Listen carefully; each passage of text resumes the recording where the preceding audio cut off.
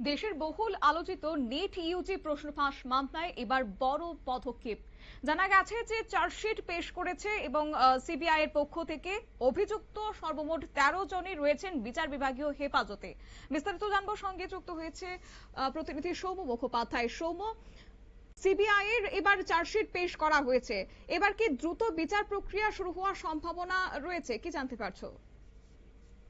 একদমই সেই সম্ভাবনায় তৈরি হয়েছে। ইতিমধ্যেই 13 জনের বিরুদ্ধে চার্জশিট পেশ করেছে সিবিআই এবং তদন্তকারী সংস্থার দাবি হচ্ছে যে প্রশ্নপত্র প্রস্তুতকারী থেকে শুরু করে সুবিধাভোগী পরীক্ষার্থী পর্যন্ত প্রশ্নপত্র ফাঁসের উৎস এবং গতিপথ তারা শনাক্ত করেছে এবং পুরো চক্রটাই তাদের কাছে পরিষ্কার কারা কারা এতে রয়েছে। এবং দিল্লির রাউস এভিনিউ কোর্টে দাখিল করা হয়েছে এই চার্জশিটটি এবং এখানে অপরাধমূলক ষড়যন্ত্র, প্রতারণা, বিশ্বাসভঙ্গ, প্রমাণ লোপাট এবং দুর্নীতি প্রতিরোধ আইন ও public examination prevention and unfair means act 2024 এর মতো নানা ধারার অভিযোগ আনা হয়েছে।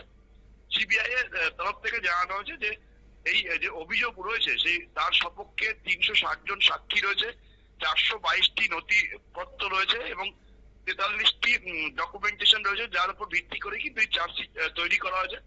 সেই সঙ্গে আরো জানানো হয়েছে যে বর্তমানে ওই 13 জন অভিযুক্তই তারা বিচার বিভাগীয় হেফাজতে রয়েছে। খুব তাড়াতাড়ি, সম্ভবত আজ বিকেলে কিংবা আগামীকাল কিন্তু এই মামলার শুনানি হওয়ার একটা প্রবল সম্ভাবনা তৈরি হয়েছে দিল্লির রাউস এভিনিউ কোর্টে।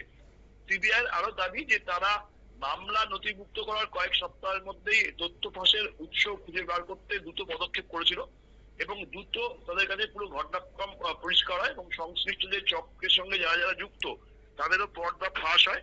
এই বিষয়ে তারা মহারাষ্ট্র, রাজস্থান, হরিয়ানা, দিল্লি সহ ভারতের বিভিন্ন রাজ্যের মোট 92 স্থানে তল্লাশি অভিযান চালায় এবং বহু নথিপত্র এবং ফরেন্সিক ডকুমেন্ট তারা কিন্তু জোগাড় করে এবং তার ফলে সেগুলো বিশ্লেষণ করে এই 13 জনের নাম তারা পেয়েছে।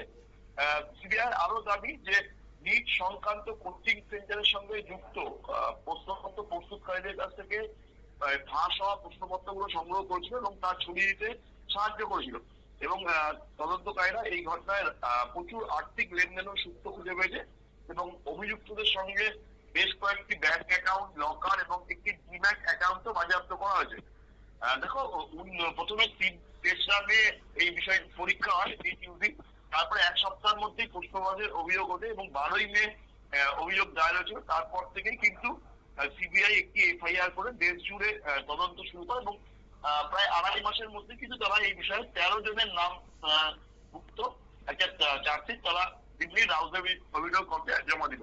এখন যে বিষয়টা তুমি প্রশ্ন করলে সেই বিষয়টা হচ্ছে যে এখন এই আইন যেটা নিয়ে আসা হয়েছে সেই আইনেই কিন্তু এই বিচারটা হবে বলেই মনে করা হচ্ছে। ফলে এই পুরো ব্যাপারটা পরিষ্কার হলেই কিন্তু দ্রুত গতিতে এই বিচার প্রক্রিয়া শুরু হবে। ধন্যবাদ। আপনারা শুনলেন এবং বর্তমানে চার্জশিটভুক্ত 13 জনের বিচার বিভাগীয় হেফাজতে রয়েছেন এবং বিশেষ ফাস্ট ট্র্যাক আদালত চার্জশিট গ্রহণ করেছে। এছাড়া মামলা শুনানি দ্রুত এগোনোর সম্ভাবনাও কিন্তু তৈরি হয়েছে। তবে আদালতে সিবিআই কে বাকি সংযুক্ত নথি জমা দেওয়ার জন্য অতিরিক্ত সময় দিয়েছে। তবে প্রশ্নপত্র ফাঁসের উৎস থেকে শুরু করে সুবিধাভোগী পরীক্ষার্থীদের পর্যন্ত পুরো চক্রের সন্ধান পাওয়ার এবার দাবি করেছে সিবিআই। নিয়ে নিচ্ছে ছোট্ট একটি বিজ্ঞাপন বিরতির, সঙ্গে থাকুন।